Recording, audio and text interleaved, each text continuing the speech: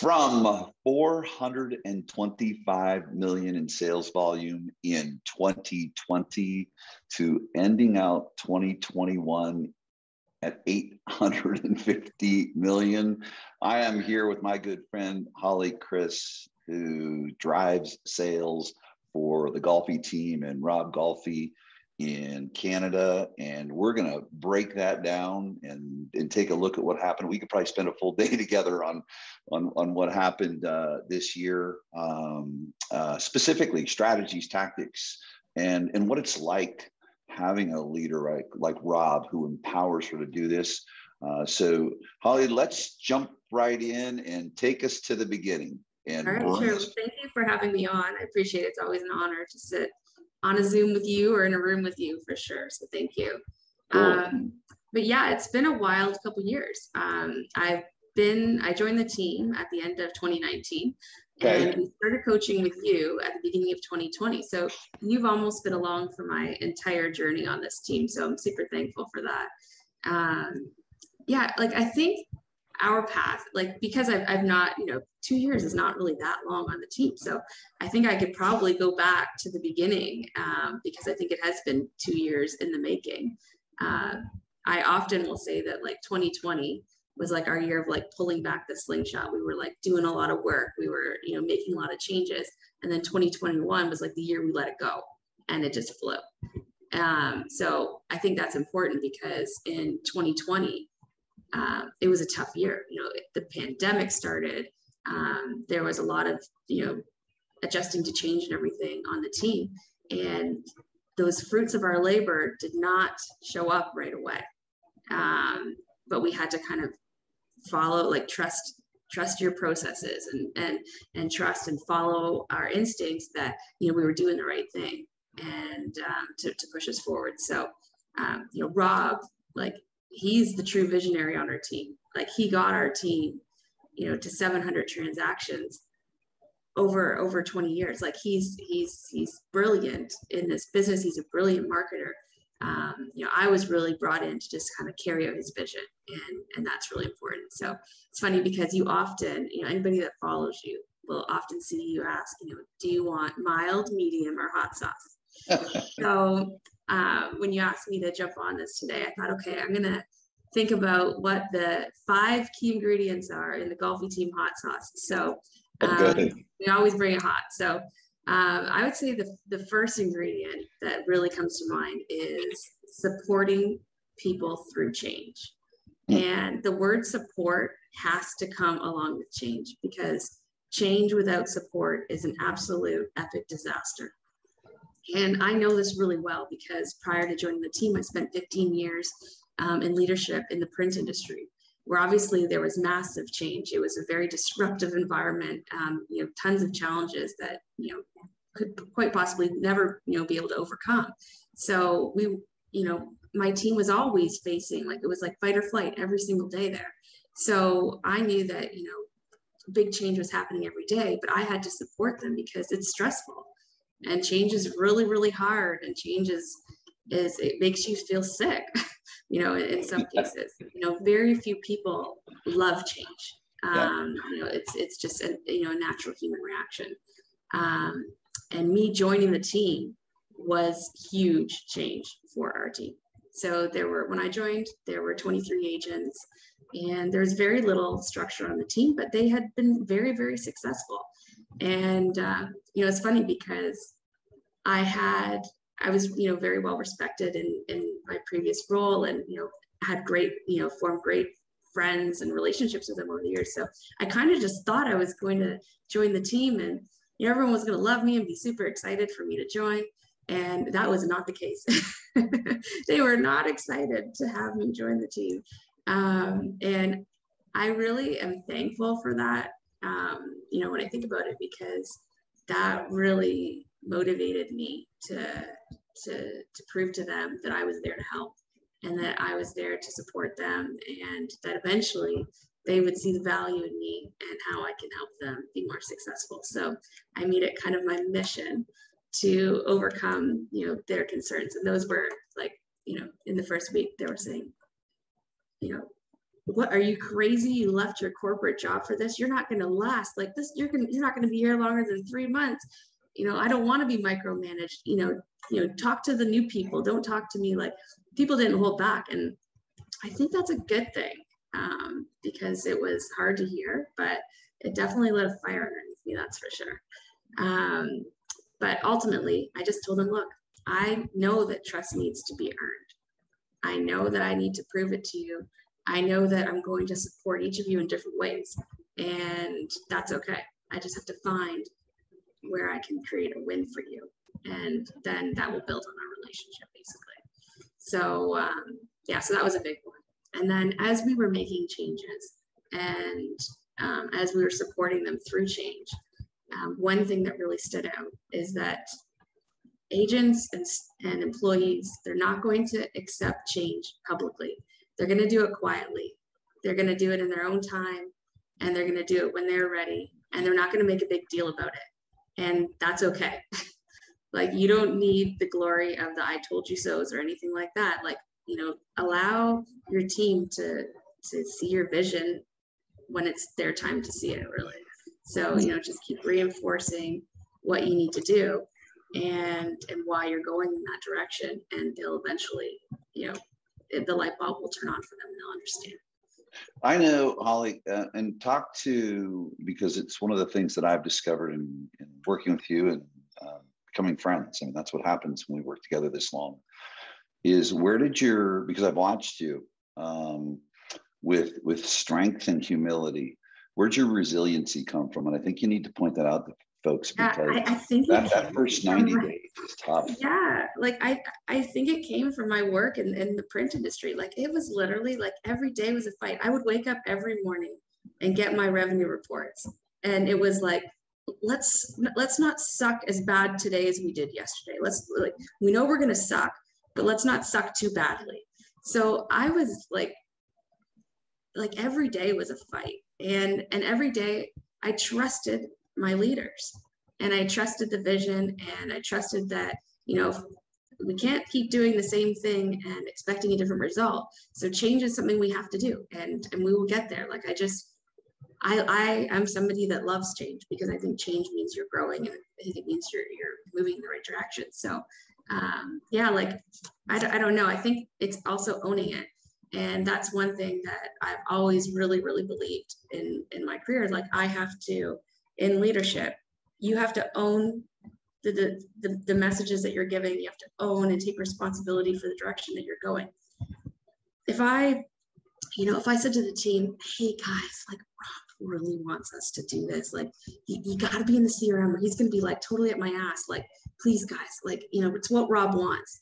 No, like, fuck that. Like, you have to, like, is this what you believe? Like, I believe that you have to be in the database. I believe that it's a numbers game and you have to make more calls. I believe that you need more contact attempts. I believe you got to be on video.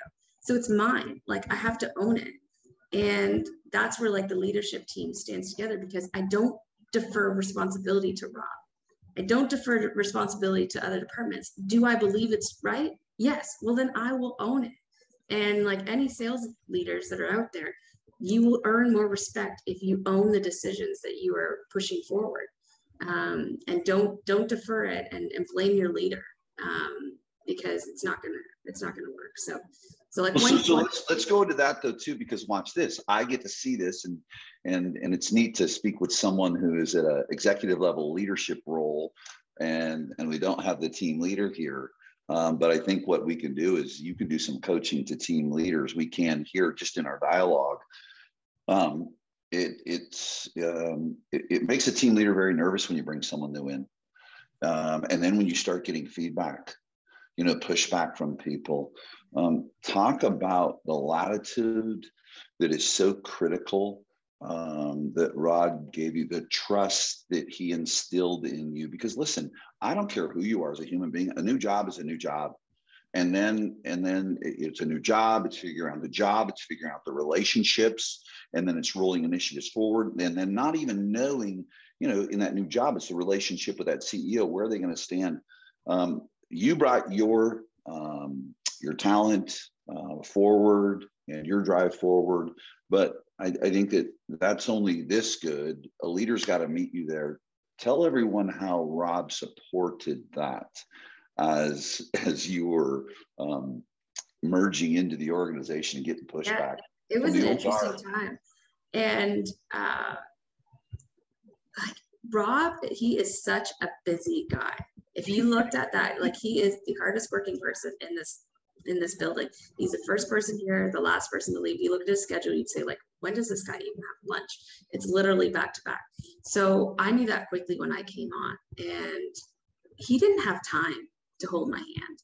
He didn't have, like, he had his foot on the gas, and he is so driven, and there is never going to be a goal that guy reaches that is going to be enough. So he's just always on the go. So when I got here, it's like, you know, open up the door to your office and say, hey, like, bring us in more sales, would you? Like, and that was good. And so here, okay, so there's the element of, okay, Rob is a super busy guy. You know, coming from a corporate environment where you had meetings about the meetings about the meetings. Yeah. Like, it's just so different, right? To say, like, here, like, go ahead, like, no red tape, you know, do what you think's best. I'm like, holy shit, like, this is wild. This is like a night and day difference. But it also, on the other side of it, was scaring the shit out of me, because the agents are saying, you're not going to make it. You're not going to make it. Rob is like, you know, literally running around the building from meeting to meeting. And I'm like, oh my goodness, like, how I'm going to have to make this rule. I'm going to have to figure out, talk to all the agents, talk to everybody here, and figure out where I can make a difference. And I have to go to work, and I have to not be a pain in the ass, and I have to not be a time sucker for him. And I just have to be a self-starter, and I have to figure it out. So some people could look at that and say, oh, you know, he wasn't a good leader in that moment because he didn't hold my hand at the beginning. But that's the opposite. That was great leadership. He brought somebody in, and in that interview, I said, I can do it. In the interview, I said, I'm capable. I can make a difference. I know what I'm doing. I know how to lead a sales team. I know how to motivate them, and I know how to move us forward. I'm good. Okay, like, show it to me, basically. You know, let's see what you're made of. So he gave me the freedom to make it my own. He gave me the freedom and the connections. He said, I'm going to connect you with teams that are doing better than us, teams that are doing more transactions than us across North America. I'm going to give you their cell phone numbers, call them and talk to their sales managers and find out what they're doing that's working. He paid for me to come to Nashville with him so I could meet you and get in that circle. You know, he's connected me, like, he's opened all these doors for me to be able to learn and grow, and then said, you know, I trust you, you know, bring back what you think is going to work, and I'll support you moving forward. So there's been so much autonomy in this role, and we're very connected, and we're very, you know, I'm always sharing with him what we're doing, and he plays a huge role in all these decisions, but he really gives me the flexibility to do what I think is best for the team, and that's important. So I was actually on a recruitment call with one of my coaching clients. I was on on their second interview with a sales manager. And that's one of the things we talked about on that meeting. I said, look, you know, these guys are really busy, and they're not going to have time to sit with you every day to get you geared up. How do you think you will thrive in an environment where you have a lot of autonomy, where you have to literally, like, you're creating this role. This role is new for this company. It's not like you're stepping into someone else's shoes. So it's a really amazing opportunity for you to make it your own. But are you cut out for that? And she was, and I think she's going to be really successful on that team. So let's share this. If you look back at the first 90 days, if you're coaching, regardless of how it went for you, okay, but if you're coaching someone right now who's coming into this role with a team leader like Rob, who's just a visionary of brilliance and is going to certainly hold you to a context of it, but give you that latitude, would you say the first 90 days that the sales manager, whatever role, as a matter of fact, should focus on getting the job done, or getting the relationships nailed down in the first thing you did? I gained 10 pounds in the first 3 months of the team because Rob paid for me to take every single agent out for lunch. So I took them to the same restaurant called Le Prestige in Hamilton. If you're ever in Hamilton, Ontario, it's a great spot. And I literally ate everything on the menu.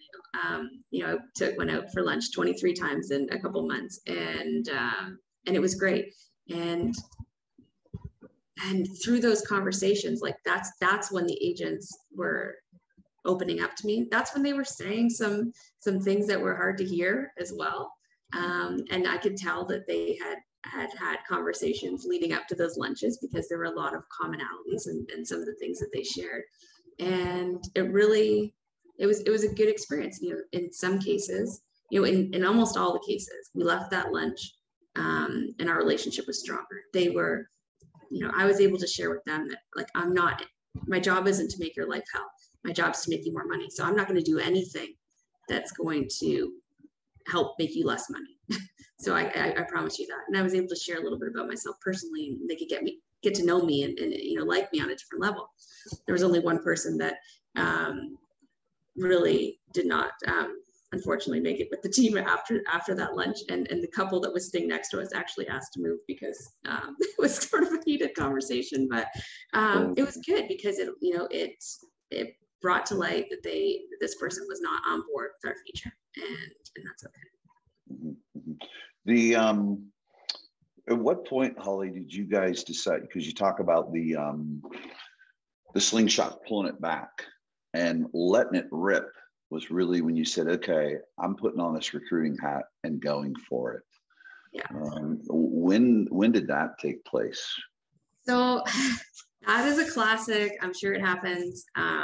You see it happen a lot, where we almost resisted your KFR mentality for, as long as we could. And then finally we just ripped off the Band-Aid and just started. I remember that call.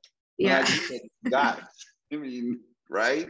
Yeah, it's time. But okay, so the massive growth. So I would say it was like last quarter in 2020, and then all through this year. So we went from what? You had about 25 people then? About 23 agents, and right now, like at the end of December, we finished the year at 70 agents.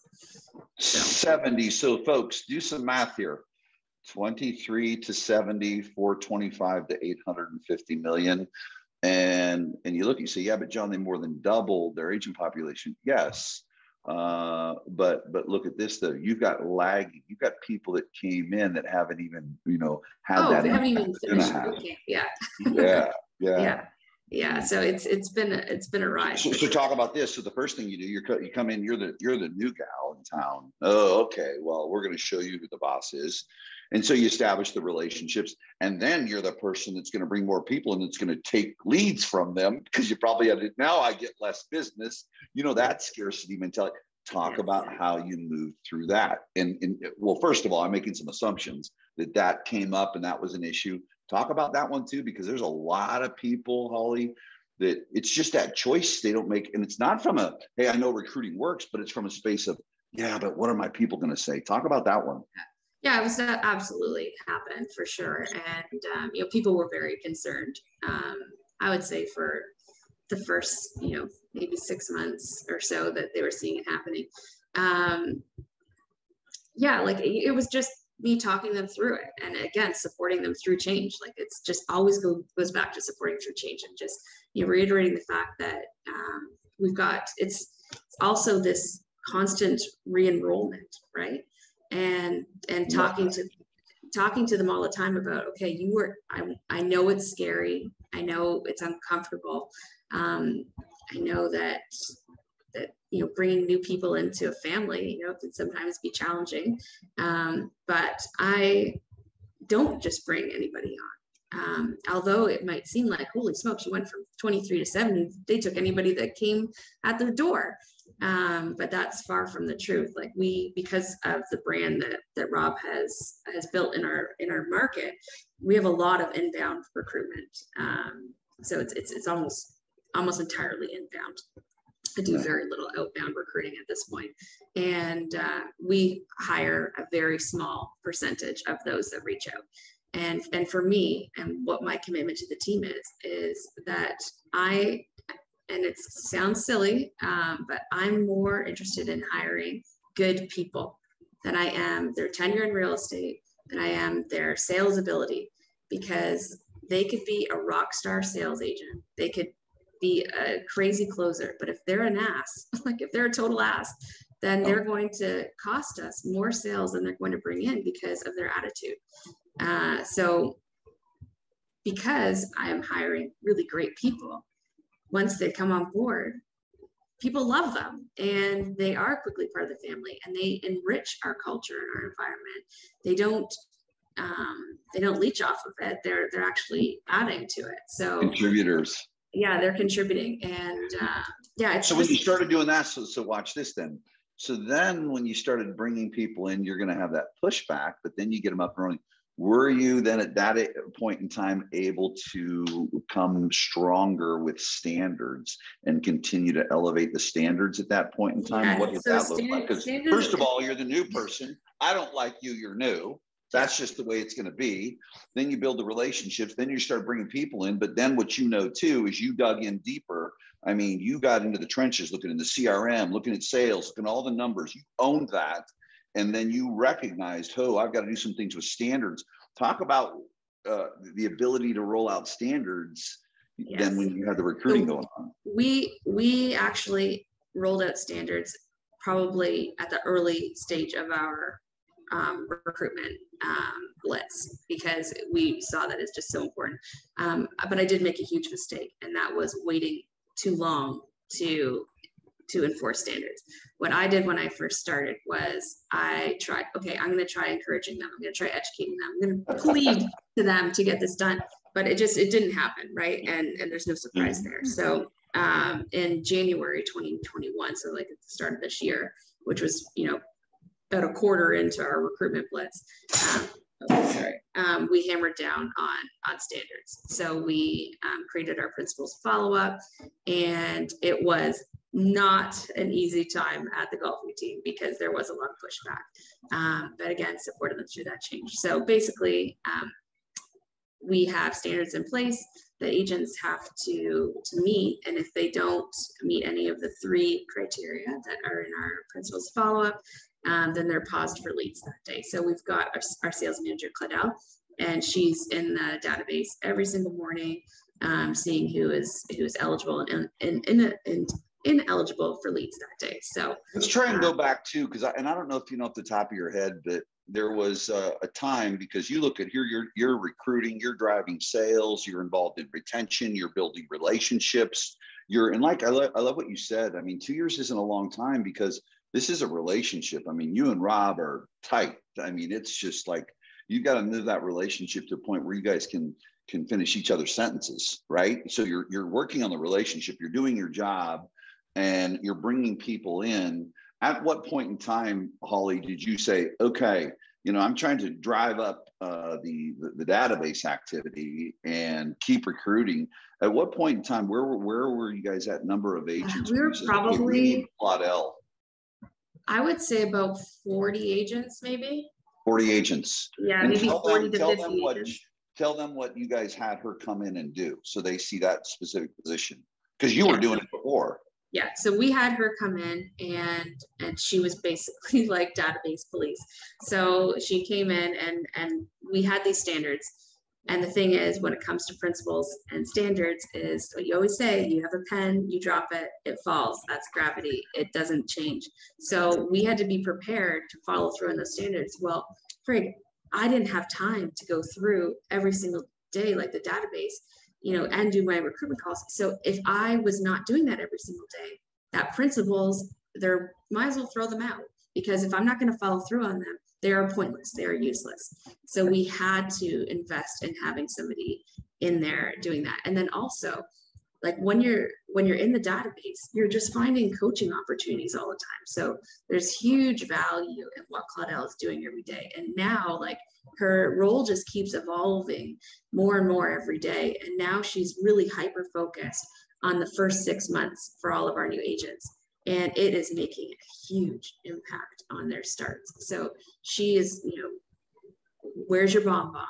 you know, your text is a bit long, you know, try this response. Hey, I don't think your average contacts are enough here. Like, she is just like really, really focused, and the agents are feeling very well supported. And the agents are feeling great about having somebody, you know, helping them out at the beginning, because they might not know they're not being as effective as they could be. So having Claudel in there to do that's really important. So, and so a couple things in there too that I recognize is this is wonderful for you coaching, because here's someone new who's going to be the police like right away. Yeah.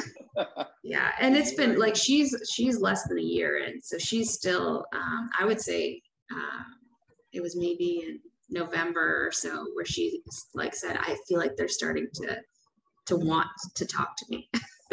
Because same thing that I went through, and I was able to say that, hey, listen, I've been here, you know, she's like, I feel like people don't want to talk to me, or you know, they're avoiding my call, or they don't, you know, I'm not able to show them the value that I can offer. But, you know, it just takes time for people to adjust, because it just doesn't happen overnight.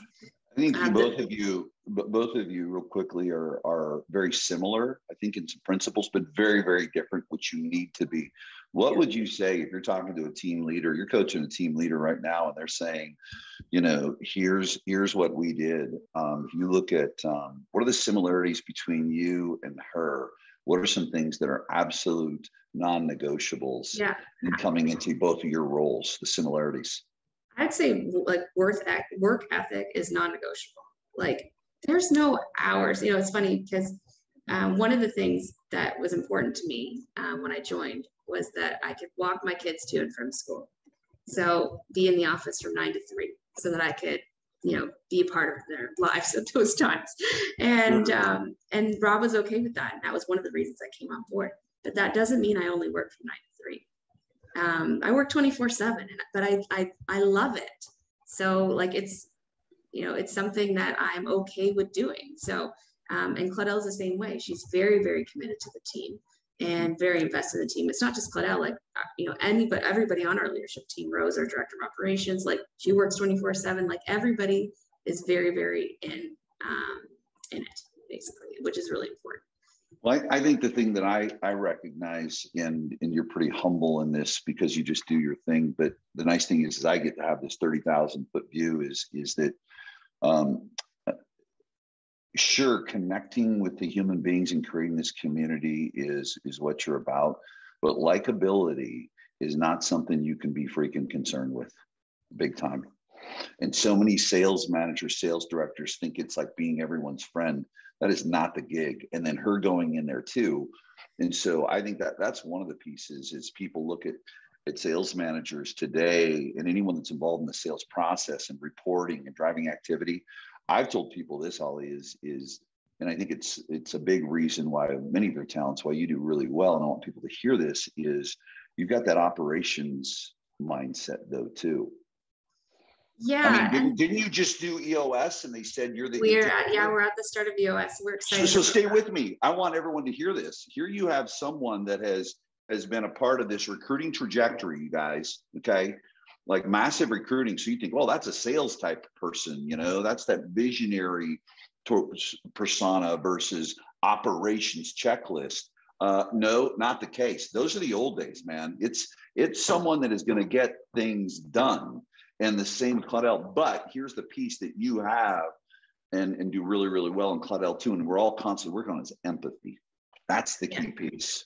For sure. There's a lot of empathy. And empathy doesn't mean like being soft all the time either. Because like, okay, so if the agent ends up watching this, he's gonna laugh because so I had this conversation the other day and the agent wasn't doing like his follow-ups properly. And he was that's all agents, so you're safe. Pushing his task forward, not getting it done. I said, and so came by and was like, well, I got my task done. And I was like, I'm pretty sure you just pushed them forward. So listen, I'm not gonna cheerlead bullshit.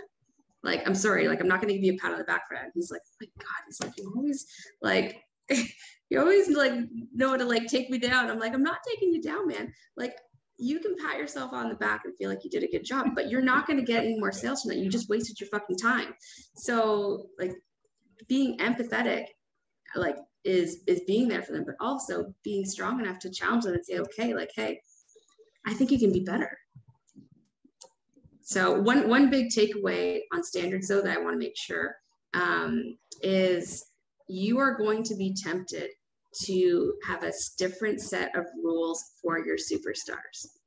So when you roll out standards, if any teams out there are going to roll out standards after this, you're going to be scared to lose your superstars. They're not going to want to follow standards. They're going to say, I should get to do something differently because you know that I can do this. And I do know there's people on our team that even if they didn't follow our standards, I know that they're going to do more year over year because they are just natural superstars.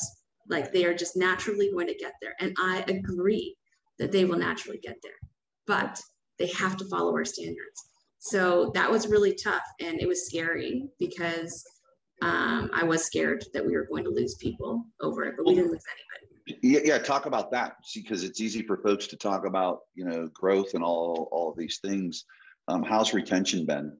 Oh, our retention is amazing. And the thing is with retention is in our contract, it's not like people, 70 people are here because there's a minimum 3-year commitment, or because there is a $20,000 penalty if you left before those 3 years. People could leave at any time. It will cost them $0. Oh, so you don't have any of those in your contract? None of those in the contract. People are on this team because they see value in being on this team. The only penalty of leaving is that you can't come back. So you got to be sure. And that also is where that re-enrollment comes into play, because people can't read your mind. People don't know where we're going unless we tell them. So, when agents come to me and I can see this down, like saying, okay, I want you to feel confident in knowing that we have big things planned. I can't share all of them with you, but if one thing for sure is that Rob is a visionary, and that guy's never going to stop. He's going to continue to invest in this company. He's going to continue to provide you the resources you need to beat, the competition out every single time. You're in the right place. I know it, I know last month you had 5 SOI deals. And I know that you could be tempted to think that you're going to have 5 SOI deals every month, but we know based on our experience that, that was a really great month for you with your sphere. But we don't know what the next, 6 months have in store for that. So I think you really need to, just evaluate the situation and just recognize what we have to offer, because what happens is people who have left, we've had tons of them come back saying like, hey, I made a mistake. Hey, I didn't realize, how much support the team gave. Hey, I didn't realize how crappy training was everywhere else. Hey, I was stuck I had a deal go south at 10 o'clock and I couldn't, nobody called me back for 3 days. Like all of these things that people take for granted on the team. You have to remind people like, hey, Rob just invested thousands of dollars in a 6-week workshop to help you learn how to be a stronger listing agent. Hey, Rob just invested this. Hey, Rob's, opening up this new location. Hey, we have these new lead sources coming. Like all of that has to be reminded all the time because people can take it for granted. Yeah, it's really, really good. It's awesome. I love that. I tell people keep it in context. It's easy to get them. It's tougher to keep them. The real recruiting, re-enrolling that you're talking about, that is a daily process, and you need to talk about it and remind them. That's awesome.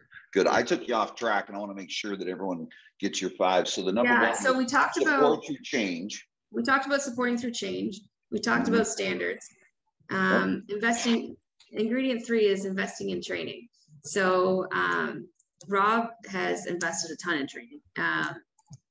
In my opinion, the agents are going to show their commitment to you through following your standards and through, amazing client service.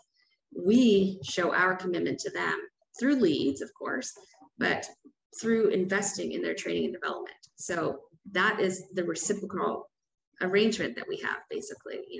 You follow our standards, we offer you growth, basically, both personal and professional. So we invested in a full-time trainer, team trainer, And that's been a game changer for us. She was a broker on our team. She is one of the most loved members of our team. And she runs a 2-week boot camp for new agents every month. She moderates our I Need Help chat group 24/7, basically. Is that the Got a Minute chat group? Yeah, it's actually called I Need Help. And I'm telling you. I love that. That's even better. Yeah, it is so busy. And what's cool about our I Need Help, and if you don't have an I Need Help chat, you need to make one today, because and have everybody contributing. Like one of like our big things that I hire on is people's willingness to collaborate and love of collaboration and things like that. So while Heather moderates it, and Heather will jump in and with her responses, the rest of the team is also jumping in as well. So you're going to get different opinions on solutions to these problems. You're going to get it's a really beautiful thing to watch. So within like minutes of someone posting a question or a challenge or something, you've got a trail of people jumping in to help. So it's amazing. Here's what I want to point out. What Holly's done and Rob and the team has done is, the biggest waste is answering the question for one person. Yeah. And then you've got to answer it for 20 others individually versus, hey, you move people to this space where that everyone can get it answered. And that grows capacity. Yeah. Yeah, for sure. So the fourth ingredient was KFR. So keep effing recruiting. And I think we hit everything I was going to talk about on that. And then the last ingredient, fifth and final, is swimming with the big fish. So making sure that you're surrounding yourself with people that are doing more than you.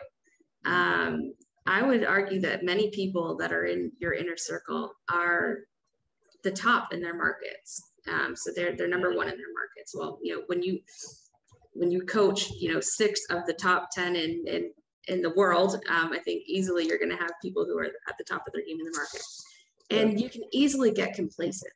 Like if you don't have, you need competition to grow, or you are going to get, it's that old saying, if you're not growing, you're dying.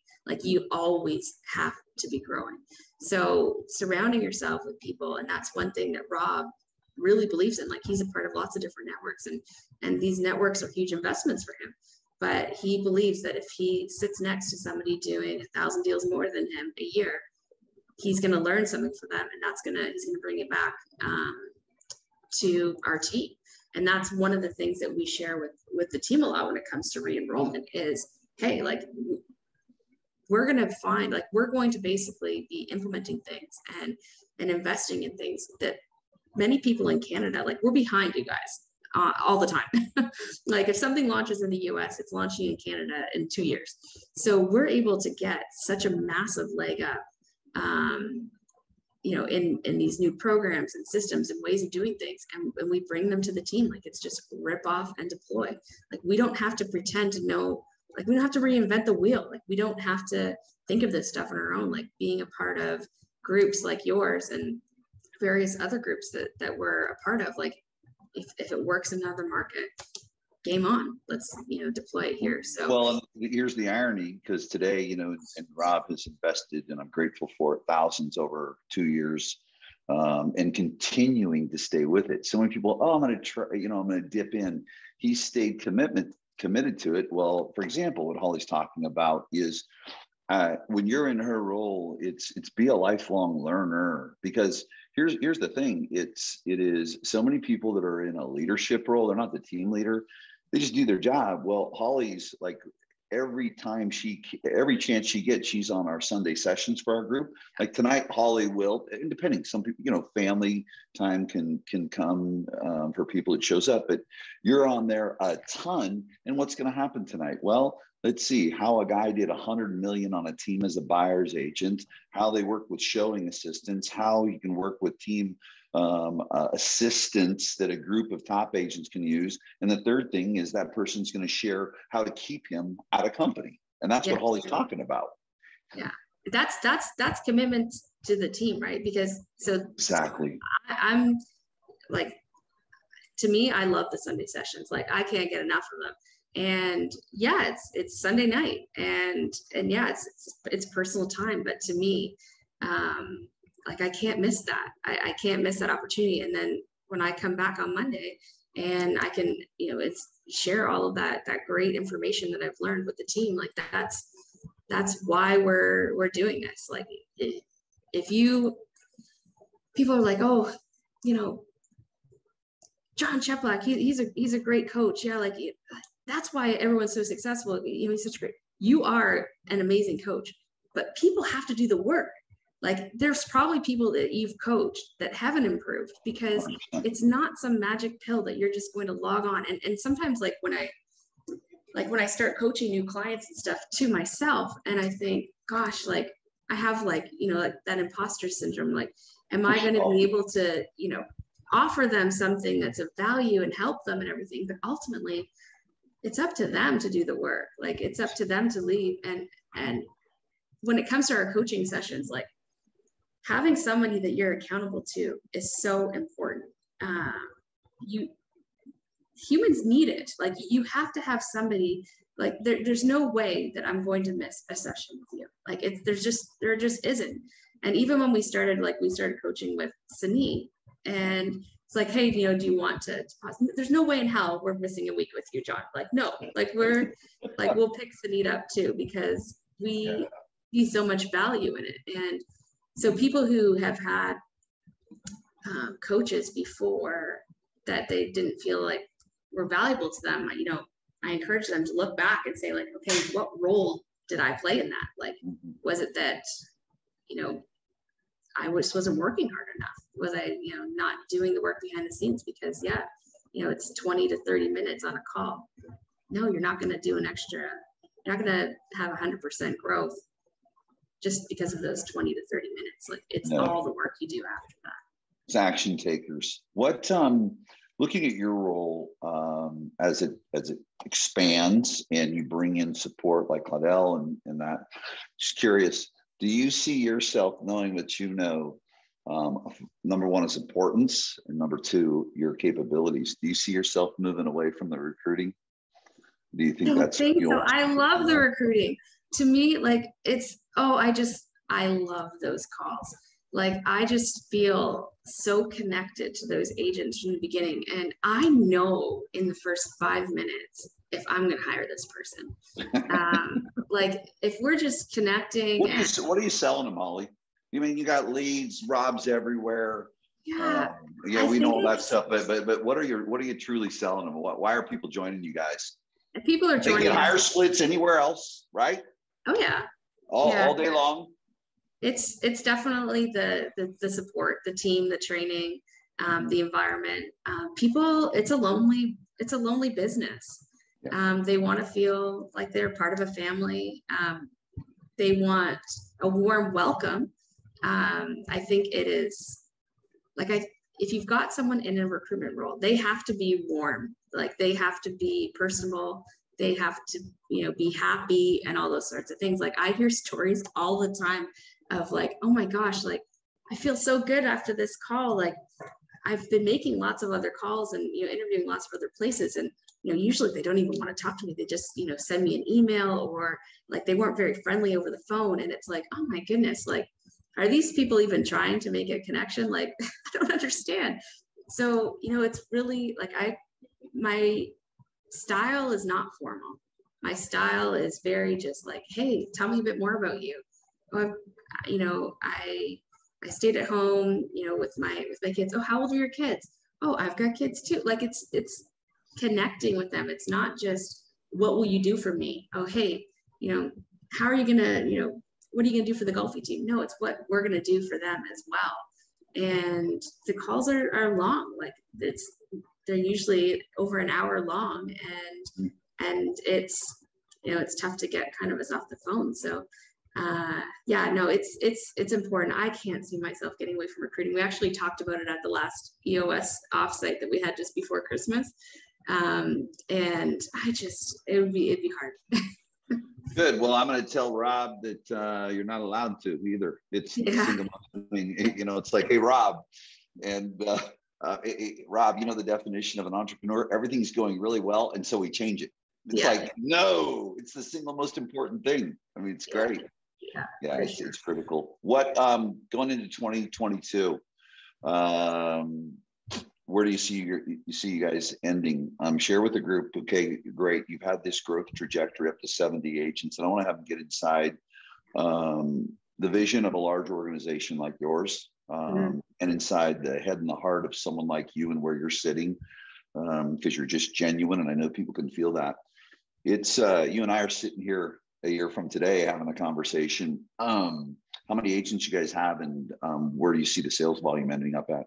Yeah, I see us having over 100 agents. And I see us, smashing through that $1 billion volume for sure. Yeah, that's really, really good. That's awesome. No, it's good. It was, I'm a very goal-oriented person. And although people would be like, you went from 425 to 850. And I'm like, are you effing kidding me? I only needed another 150 million to get to $1 billion. I'm pissed that I didn't get to $1 billion this year. Like, right.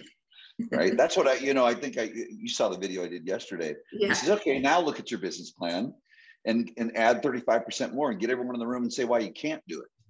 Yeah. It's interesting when you pose it from that perspective. If you're talking to a team leader, a sales manager in your role right now, what are what would be 3 things you would tell them to be absolutely? Yeah, there's a lot of things going on, but what are the 3 things that they just need to be crystal clear and obsessed with in their role and obsessed activities? With recruiting, obsessed with standards, and obsessed with relationships. Perfect. Because it's good old recruit, train, retain. Recruit, coach, train, retain. Yeah, that's awesome. Well, I'm super proud of you. And it's been really fun because there's some things that you demonstrate. And I love what you said earlier about empathy. You just because you have empathy doesn't mean you have to be a doormat, by no means, because you're a principle-based person. I want everyone to hear that with Holly. She's got a great heart, but I want you to watch too the lightheartedness as she was modeling for you as she goes into, and I can see Holly when we're on a coaching call, we're saying, hey, listen, man, I'm not trying to be an ass, but here's the deal. I mean, you've got to be a presenter. I think the things that I want you to capture from her, highly competent business leader and a great track record, but she's, everything she does with skill, not manipulation. See, manipulation is her trying to get someone to do something that's not in their best interest. She's doing it with skill and how she approaches things. It's just those little subtleties that are super, super important. And you can love people, and support them, but support sometimes doesn't always look and feel like support. I mean, really. So, Holly, I appreciate you 110%. If anyone, the problem is probably when this thing's released, you don't have any coaching spots available. So, but who knows what, anything can change. But one of the things I know is Holly is like all of our group operates from a space of abundance. Her leader, Rob, team leader Rob, who I can speak for both of us, has become a friend. I mean, I met Rob before I'd met you, but didn't start working with him. Really, it was like we were all at the same time. Our good friend Rob operates from a space of abundance, and I know anyone can reach out to you or the Golfi team anytime. So, Holly, I appreciate you. Have an amazing day, and I can't wait to see how 2022 ends up for you guys. Awesome. Me too. Thanks. Thank you, John.